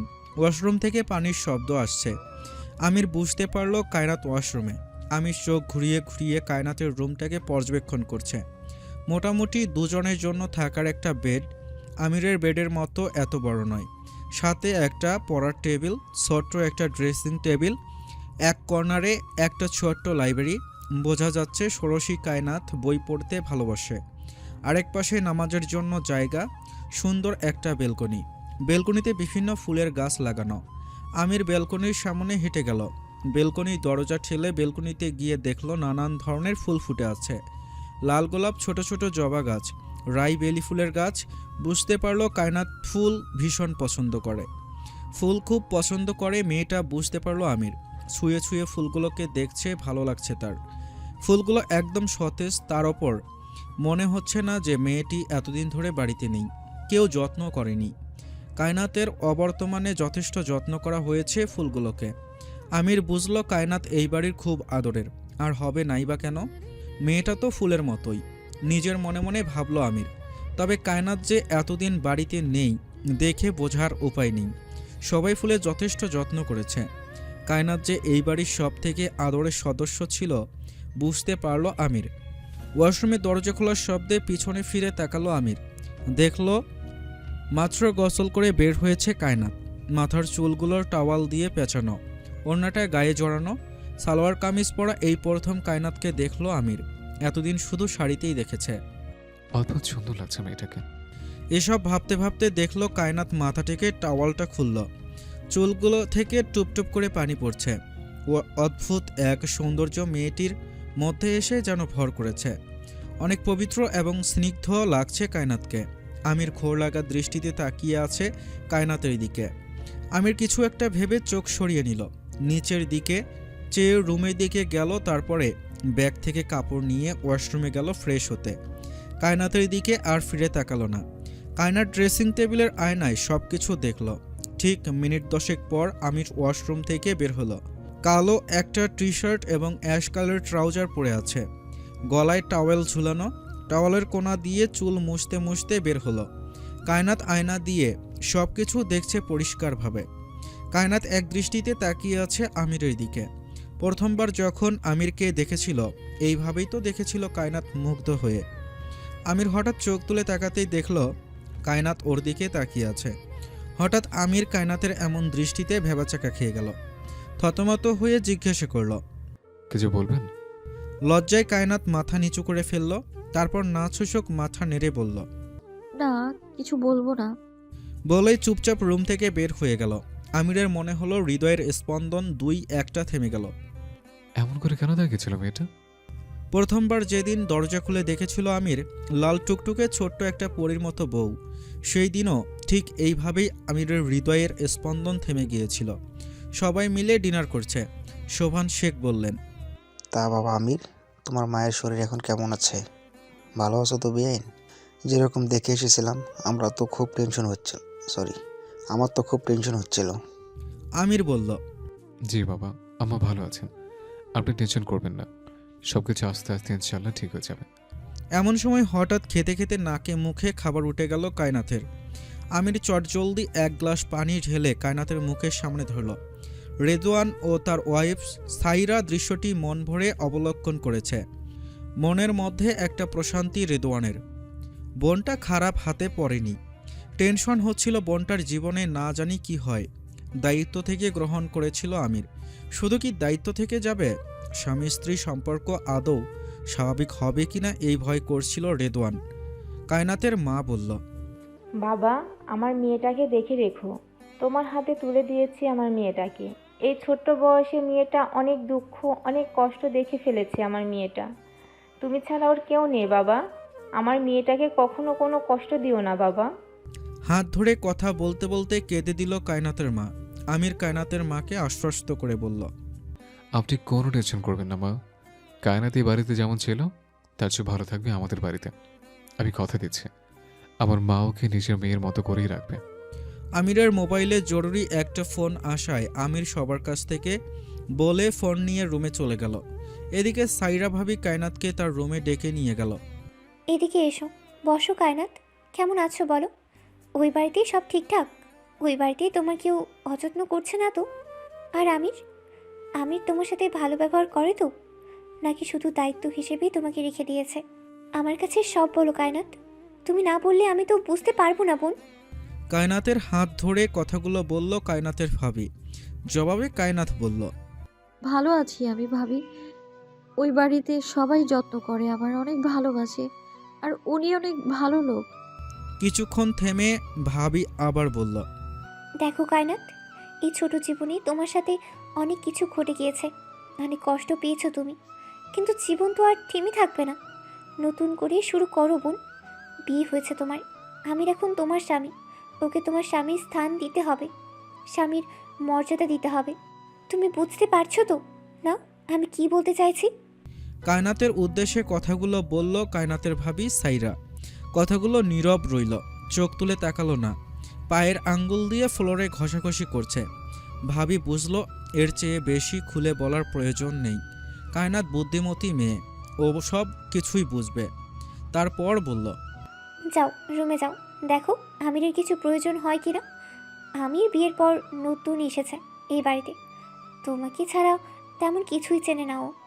কায়নাত চলে আসলো নিজের রুমে। রুমে ঢুকে দেখলো আমির এখনও মোবাইলে কথা বলছে বিছানায় বসে বসে। কায়নাতকে দেখে কথা বলা বন্ধ করে ফোন হাতে নিয়ে দাঁড়িয়ে গেল। তারপর ধীরে ধীরে হেঁটে ব্যালকনির দিকে চলে গেল। কায়নাত বিছানার এক পাশে গিয়ে শুয়ে পড়ল। কিছুক্ষণ পর টের পেল আমির বিছানার পাশে এসে দাঁড়িয়েছে। কায়নাত মাথা ঘুরিয়ে জিজ্ঞাসা করল। কিছু লাগবে আপনার? জবাবে আমির মাথা নাড়িয়ে না সূচক উত্তর দিল। তারপর ধীরে ধীরে বিছানার নিজের পাশে গিয়ে লাইটটা অফ করে দিয়ে শুয়ে পড়ল। কায়নাত এপাশ ওপাশ করছে, ঘুমাতে পারছে না। প্রথম দিন ঘুমাতে পেরেছিল কারণ অনেক ক্লান্ত ছিল সে, কিন্তু আজকে কেমন যেন আনইজি ফিল হচ্ছে, ঘুমাতে পারছে না। আমিরেরও একই অবস্থা, দুই চোখে যেন আজ ঘুম আসছে না। কেমন যেন লাগছে আমিরের, মনে হচ্ছে হার্টবিট একটু বেড়েই গিয়েছে। চোখ বুজে রইল চুপচাপ। ফজর ওয়াক্তের সময় ঘুম ভেঙে গেল আমিরের। বুকে ভারী কিছু টের পাচ্ছে, কিন্তু কি বুঝতে পারছে না। বেডসাইড টেবিল ল্যাম্প জ্বালালো আমির। তারপর দেখতে পেল কায়নাত ওর বুকে গুটিসুটি মেরে শুয়ে আছে। চুলগুলো এলোমেলো হয়ে ওর বুকে এদিক ওদিক ছড়িয়ে আছে। এক হাত আমিরের বুকে ওপর, এক পা আমিরের পায়ের ওপর তুলে দিয়েছে। আমিরের কেমন অদ্ভুত ফিলিংস হচ্ছে, জীবনে এই প্রথম কোনো নারী সাপের মতো পেঁচিয়ে শুয়ে আছে। আমিরের কেমন লাগছে এখন ও বলে বোঝাতে পারবে না। হার্টবিট বেড়ে গেছে আমিরের, নিজের হার্টবিট নিজেই শুনতে পাচ্ছে, এবং বাতাসে চুলগুলো যখন দুলছে আমিরের সুরসুরি অনুভব হচ্ছে। বেশ কিছুক্ষণ এভাবে থাকার পর আমির দেখল নামাজের সময় প্রায় হয়ে এসেছে, এখন উঠতেই হবে। আমির কায়নাতকে ডাকবে তার আগেই দেখল কায়নাত নড়ে চড়ে উঠল। আমির চুপচাপ তাকিয়ে রইল কায়নাতের দিকে। কায়নাত প্রথমে হাত দিয়ে আমিরের বুকে কতক্ষণ ঘষাঘষি করলো। দেখলো এটা কোলবালিশ কিনা।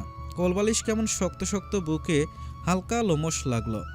কায়নাত পা সরিয়ে পায়ে একটা ছোট্ট করে লাথি মারল। আহ!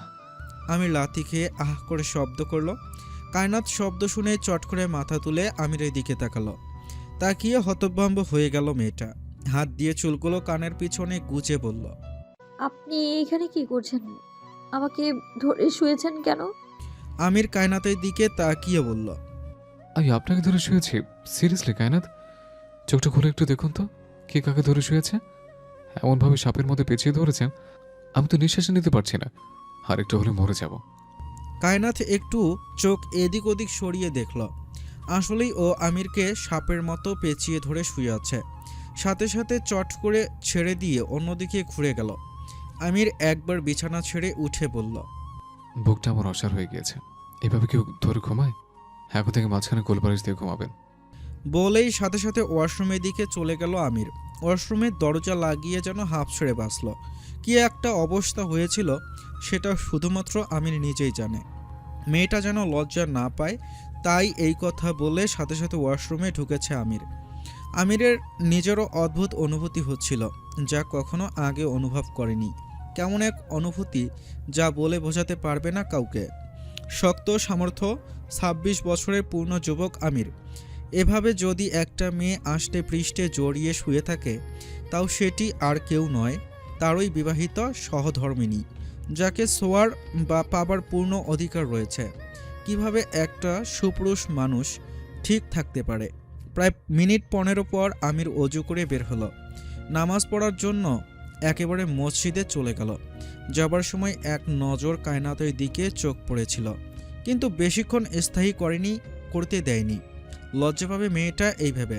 এদিকে রান্নাঘরে কায়নাতের ভাবি রান্না করছিল। কায়নাতের মা এসে বলল, বোমা, কিছু কথা ছিল তোমার সঙ্গে। সাইরা বলল। জি মা, বলুন। কায়নাতের মা বলল, আমি তো মা, কায়নাতকে কিছু বলতে পারবো না মুখ ফুটে। মেয়েটাকে তুমি একটু বোঝাও না মা, কেমন আমিরের কাছে থেকে আলাদা আলাদা দূরে থাকে। যদিও বিয়েটা সঠিকভাবে হয়নি, অবস্থাটা ভিন্ন ছিল, কিন্তু আমির বাবা তো এখন কায়নাথেরই স্বামী। যদিও ছেলেটা দায়িত্ববান, দায়িত্ব থেকে নিজের বড় ভাইয়ের সদ্য বিধবা বউকে বিয়ে করেছে, কিন্তু আমেরিকাতে থাকে আর দিন 15 পর আমেরিকা ফেরত চলে যাবে। কায়নাতের জন্য যদি মায়া সৃষ্টি না হয় তাহলে? বোঝোই তো মা আমি তোমাকে কি বলতে চাচ্ছি, ছেলেটা তো দেশে ফিরতে চাইবে না। এই বলে কায়নাথের মা কিছুক্ষণ থামলেন, তারপর আবারও বললেন, আর ও সালোয়ার কামিজ পরে ঢ্যাং ঢ্যাং করে এভাবে ঘুরছে কেন? ছেলেটার সামনে শাড়ি পরে থাকবে, একটু সাজুগুজু করবে, তবে না ছেলেটা দায়িত্ব থেকে আস্তে আস্তে ওর প্রতি মোহ ভালোবাসার সৃষ্টি হবে। বুঝতে পারছো তো নাকি আমি কি বলছি? শুধু সৌন্দর্য দিয়ে স্বামীকে ধরে রাখা যায় না, বশ করা যায় না, সাথে কিছু বুদ্ধিও খাটাতে হয়, গুণ থাকতে হয়, স্বামীকে ধরে রাখার কৌশল জানতে হয়। স্বামীর সাথে একটু কথা বলবে, মিশবে, কাছে যাবে, ছলনা করবে, তবেই না ভালোবাসার সৃষ্টি হবে দুজনের মধ্যে। সাইরা শাশুড়ির দিকে তাকিয়ে মুচকি হেসে বলল, জি মা, আমি বুঝতে পেরেছি। আপনি আর চিন্তা করবেন না, আমি এক্ষুনি দেখছি। বলেই রান্নাঘর থেকে বের হয়ে ওপরে কায়নাথের রুমের দিকে গেল সাইরা। গিয়ে দেখলো কায়নাথ মাত্র ওয়াশরুম থেকে ফ্রেশ হয়ে বের হয়েছে। সাথে সাথে আলমারি খুলে সাইরা একটি লাল শাড়ি, পেটিকোট, ব্লাউজ বের করে বলল, যাও এক্ষুনি চেঞ্জ করে আসো কায়নাত। কায়নাথ চোখ তুলে তাকালো ভাবির দিকে। শাড়ি পরবে এই সকাল সকাল, কিন্তু মুখ ফুটে কিছু বলল না। শাড়ি নিয়ে চেঞ্জ করে চলে গেল। ওয়াশরুমে থেকে বলল, ভাবি, শাড়ি তো আমি ঠিকঠাক মতো পরতে পারি না, তুমি একটু দাঁড়াও, আমি পেটিকোটের ব্লাউজটা পরে আসছি। জবাবে সাইরা বলল, আচ্ছা ঠিক আছে। এমন সময় নিচে রান্নাঘর থেকে জোরে কিছু একটা পড়ার শব্দ হলো। সাইরা ভাবলো তার শাশুড়ির হাতে কিছু পড়েছে কিনা। সাথে সাথে রুম থেকে বের হয়ে দৌড় দিল সাইরা। ঠিক তার মিনিট 5 পর কায়নাত ওয়াশরুমে দরজা খুলে বের হয়ে হতভম্ব হয়ে গেল। সামনে দাঁড়িয়ে শার্টের বোতাম খুলছে আমির। ওয়াশরুমে দরজা খোলার শব্দ পেয়ে আমির চোখ তুলে তাকালো সেদিকে। তাকিয়ে যেন আমিরের দুনিয়া থমকে গেল। ধপসে পড়ল আকাশ। ভূমিকম্প শুরু হয়ে গেল বুকের ভেতরে কোথাও। সামনে দাঁড়ানো লাল পেটিকোট ও লাল ব্লাউজ পরা কায়নাত শাড়িটা কোনোমতে হাতে নিয়ে দাঁড়িয়ে আছে। আমিরকে দেখে যেন কথা বলতে ভুলে গেল কায়নাত। ওর যেন গায়ে শাড়ি নেই, শুধু পেটিকোট আর ব্লাউজ পরা সেটা বেমালুম ভুলে গেল কায়নাত। আমির শার্টের বোতাম লাগাতে যেন ভুলে গেল। এক দৃষ্টিতে তাকিয়ে আছে কায়নাথের দিকে। কায়নাত ও আমিরের দিকে তাকিয়ে আছে। হাত থেকে কখন শাড়িটা পড়ে গেছে ও বলতেও পারবে না। এভাবে দুজন দুজনের দিকে তাকিয়ে রইল অনেকক্ষণ। হঠাৎ একটি শব্দে কায়নাথের ঘোর ভাঙ্গে। চট করে ঘুরে যায় ড্রেসিং টেবিলের দিকে। ড্রেসিং টেবিলের সামনে আয়নায় না তাকিয়ে মাথা নিচু করে জোরে জোরে নিঃশ্বাস নিচ্ছে কায়নাথ। আমির এখনও ড্রেসিং টেবিলে আয়নায় তাকিয়ে দেখছে কায়নাথের শরীরের অবয়ব। জোরে জোরে শ্বাস নেওয়ায় কায়নাথের বুকটা ওঠানামা করছে, তা দেখছে আমির। আমিরের শরীর ঘেমে উঠেছে, মাথা দিয়ে টপ টপ করে পানি গড়িয়ে পড়ছে গালে, বুকে। আমির চোখের পলক ফেলতে পারছে না, বারবার শুকনো ঢোক গেলছে। আমির নিজেও জোরে জোরে শ্বাস নিচ্ছে, মনে হচ্ছে হৃদয়ের স্পন্দন থেমে গেছে। কায়নাথ মাথা তুলে তাকাচ্ছে না। হঠাৎ আমিরের কানে আসলো দূর থেকে কায়নাতের ভাবির আওয়াজ, সিঁড়ি দিয়ে ওপরের দিকে উঠছে। আমির হালকা কাশি দিল, যেন কায়নাত নিজেকে ঠিক করতে পারে, কিন্তু কায়নাতের যেন কোনো হুঁশ নেই, চুপচাপ মাটির দিকে তাকিয়ে আছে। আমির এক মুহূর্ত বিলম্ব না করে দ্রুত গিয়ে কায়নাতের সামনে দাঁড়ালো। চোখ পড়ল কায়নাতের শরীরের দিকে। শুকনো ঢোক গিলল আমির। এত কাছ থেকে একটি নারীর শরীর দেখছে, তাও সেই নারী অন্য কেউ নয়, তারই বিবাহিতা স্ত্রী। আমির অল্প ঝুঁকে শাড়িটা তুলে কায়নাতের বুকে জড়িয়ে নিল। আঁচলটা তোলার সময় আমিরের হাত লাগলো কায়নাতের মেদহীন লতানো কোমরে। কায়নাত কেঁপে উঠল। আমির আর দেরি না করে রুম থেকে বের হয়ে গেল। এতক্ষণ নিঃশ্বাস আটকে ছিল কায়নাত। নিজের এত কাছে একটা পুরুষালী শরীর আগে কখনো অনুভব করেনি কায়নাত। আমিরের গরম নিঃশ্বাস আশ্রয়ে পড়ছিল কায়নাতের বুকে। এতক্ষণ পর কায়নাত নিঃশ্বাস ছাড়ল, বুকের ওঠানামা একটু যেন কমল। আমিরও বাইরে গিয়ে যেন হাঁপ ছেড়ে বাঁচল। নিঃশ্বাস নিচ্ছে বুকে হাত দিয়ে, হৃদয় স্পন্দন অনুভব করছে, যা এতক্ষণ থেমে গিয়েছিল। পুরো পৃথিবী যেন থমকে গিয়েছিল। এমন কেন হচ্ছে? ছোট্ট একটা ষোড়শী মেয়ের সামনে আসলে নিজেকে আর কন্ট্রোল করতে পারছে না আমির। 2 দিন পর তো বিদেশে চলে যাবে, তখন কিভাবে থাকবে? ভাবতে ভাবতে সিঁড়ির কাছে দেখা হলো কায়নাতের ভাবির সাথে। ভাবি হেসে বলল, নিচের ডাইনিং টেবিলে বসুন ভাইয়া, আমি কায়নাতকে নিয়ে আসছি। আমির হ্যাঁ সূচক মাথা নেড়ে সিঁড়ি বেয়ে নিচের দিকে নেমে গেল। সকালের নাস্তা খেতে বসেছে আমির। নাস্তার টেবিলে বসতেই কিছুক্ষণ পর দেখলো লাল শাড়ি পরে হেঁটে আসছে কায়নাত। চোখ দুটো কায়নাতের ওপর আটকে গেল আমিরের। পরক্ষণে মনে পড়ল ঘরে ঢুকে কায়নাতের শুধু প্যাটিকোট এবং ব্লাউজ পরে দাঁড়িয়ে থাকার দৃশ্য। মনে মনে একটু মুচকি হাসল আমির। তারপর আবার কায়নাতের দিকে নজর সরিয়ে নাস্তা খেতে মনোযোগ দিল।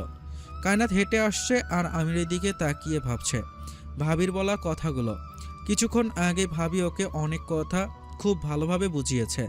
তখন রুমে ভাবি কায়নাতকে বলেছিল, দেখো কায়নাত, আমি জানি তোমার বয়স খুব বেশি নয়, এই অল্প বয়সে অনেক কিছু সহ্য করেছো তুমি, কিন্তু বোন, এটাও তো তোমাকে মানতেই হবে, আমির তোমার স্বামী এবং দিন 10 পর উনি আমেরিকাতে চলে যাবে। আমার কবে আসবে তার কোনো ঠিক নেই। এখন যদি তোমার প্রতি আমিরের কোনো ফিলিংস বা অনুভূতি সৃষ্টি না হয়, তাহলে বাংলাদেশে আসার জন্য ওর কোনো তাড়াই থাকবে না। যদি সেখানে চাকরি বাকরি নিয়ে সেটেল হয়ে যায়, তখন তুমি কি করবে ভেবে দেখেছো? আমি বলছি না তোমার এখনই ওর সাথে কিছু করতে হবে, কিন্তু ওর সাথে কথা বলো, একান্তে একটু সময় কাটাও একসাথে দুজনে। স্বামী হিসেবে ওকে বোঝার চেষ্টা করো, ওর কি পছন্দ অপছন্দ, কি কি খেতে ভালোবাসে, প্রিয় রং কি, ওর সাথে কমিউনিকেশন বাড়াও। এখন নতুন বিয়ে হয়েছে তোমাদের, সব সময় তোমার স্বামীর কাছে কাছে থাকার চেষ্টা করো। বুঝতে পেরেছো আমার কথা? তুমি শিক্ষিত মেয়ে, এতটুকু কি তোমাকে বুঝিয়ে দিতে হবে? একটু থেমে সাইরা ভাবি আবার বলা শুরু করলো, আমি তো একজন শক্ত সামর্থ্য পুরুষ মানুষ, এখন ওর চাহিদা পূরণের দায়িত্ব তোমার। দিনভর তুমি ওর চোখের সামনেই থাকছো, কিন্তু তোমার সাথে ওর ঠিকমতো কথা হচ্ছে না। ওরও নিশ্চয়ই কষ্ট হচ্ছে। চুপ করে থেকো না কায়নাত, কিছু বলো প্লিজ। ভাবি নয়, বোন হিসেবে আমি তোমাকে বোঝাচ্ছি, তোমার ভালোর জন্যই এসব কথা বলছি তোমাকে। তুমি আমিরের সাথে নিজে থেকেই কথা বলো, একটু ঘুরতে বের হও, ওর সাথে একান্তে একটু সময় কাটাও। আর হ্যাঁ শোনো, এখন নাস্তা টেবিলে গিয়ে দেখবে আমি কি কি খাবার খেতে পছন্দ করে, তুমি নিজে ওকে বেড়ে দিবে, পানি এগিয়ে দেবে, আর খাওয়া শেষ করে নিজে কফি নিয়ে আমিরের সাথে রুমে যাবে, ঠিক আছে? কায়নাত ভাবিকে বলল। আমার ভয় লাগে ভাবি। সাইরা হঠাৎ কি মনে করে যেন জিজ্ঞেস করলো। আচ্ছা, একটা কথা জিজ্ঞেস করবো তোমাকে? কায়নাত হ্যাঁ সূচক মাথা নাড়িয়ে বলল। জি ভাবি বলো। সাইরা জিজ্ঞেস করলো, আবিরকেও কি তুমি ভয় পেয়েছিলে? কায়নাত মনে করার চেষ্টা করলো, পরে মাথা নাড়িয়ে বলল। না ভাবি, একটুও ভয় পাইনি। ভাবি আবার জিজ্ঞেস করলো, যখন প্রথমবার তুমি তোমার স্বামীকে দেখেছো, বাবা ভাই বাদে একজন পুরুষ মানুষকে জীবনে প্রথম দেখেছো, তখন তোমার কেমন লেগেছিল? কায়নাত অতি উৎসাহী হয়ে বলে ফেলল। আমি তো প্রথম আবির সাহেবকে দেখিনি ভাবি, আমি প্রথম আমার ওনাকেই দেখেছি। আমি অনেক ভয় পেয়ে গিয়েছিলাম, মনে হচ্ছিল আমার হার্টবিট থেমে গিয়েছে, শরীর কাঁপছিল, মনে হচ্ছিল পড়ে যাচ্ছি আমি ওনার দিকে তাকিয়ে থেকে। ভাবি কায়নাতের কথা শুনে এক দৃষ্টিতে কায়নাতের দিকে তাকিয়ে রইল। মনে মনে বলল, আল্লাহ বুঝি এটাই চেয়েছিলেন, না হলে কেন যে মেয়ে জীবনে কখনো বাবা ভাই ব্যতীত অন্য কোনো বড় পুরুষকে দেখেনি, বিয়ের পর স্বামীকে না দেখে আমিরকেই প্রথম দেখেছিল। তারপর দৃষ্টি নামিয়ে সাইরা বলল, এখন চলো নিচে চলো, নাস্তা খাবে, আর যা যা বলেছি সব মনে থাকে যেন। কায়নাত তার ভাবির শেখানো মতো নাস্তা খাচ্ছে। আমিরকে এটা ওটা বেড়ে দেওয়ার চেষ্টা করছে। আমির মাঝে মধ্যে অবাক হয়ে কায়নাতের দিকে তাকাচ্ছে। আজ হঠাৎ কায়নাতের কি হলো? ও তো আমার দিকে কখনো তাকিয়ে দেখে না, তাহলে আজ এটা সেটা এগিয়ে দিচ্ছে, কারণ কি? খাচ্ছে আর ভাবছে আমির। নাস্তা শেষে সবার থেকে বিদায় নিয়ে আমির সিঁড়ি ভেঙে ওপরে উঠতে লাগলো। ভাবি ইশারা করে কায়নাতের হাতে কফি ধরিয়ে দিয়ে বলল, যাও কফি নিয়ে উপরে যাও। কায়নাত কাঁপা কাঁপা হাতে কফি নিয়ে ওপরের দিকে যেতে লাগলো। ওপরে উঠে দরজা চাপানো দেখে নক করলো কায়নাত। তৎক্ষণাৎ ভেতর থেকে আওয়াজ আসলো, ভেতরে আসুন। কায়নাত দরজা ধাক্কা দিয়ে ভেতরে ঢুকলো। আমির মোবাইল হাতে নিয়ে কিছু একটা করছিল। চোখ তুলে তাকালো কায়নাথের দিকে। কায়নাত ধীরে ধীরে হেঁটে এসে আমিরের সামনে দাঁড়ালো। কফির মগটা এগিয়ে দিয়ে বলল। আপনার কফি। আমির দেখলো কায়নাতের হাত অস্বাভাবিক কাঁপছে, যে কোনো মুহূর্তে কফির মগটা পড়ে যাবে। তাই হাত বাড়িয়ে কফির মগটা নিয়ে নিল আমির। তারপর কায়নাতের দিকে তাকিয়ে বলল। বসুন আমার পাশে। কায়নাত মূর্তির মতো দাঁড়িয়ে রইল, বসলো না। আমির কায়নাতের দিকে কিছুক্ষণ তাকিয়ে থেকে কায়নাতের হাত ধরে বলল। স্বামীর আদেশ মানতে হয়, এটা বুঝে শেখানি আপনাকে? শুধু বেড়ে খাওয়া পর্যন্ত শিখিয়েছে।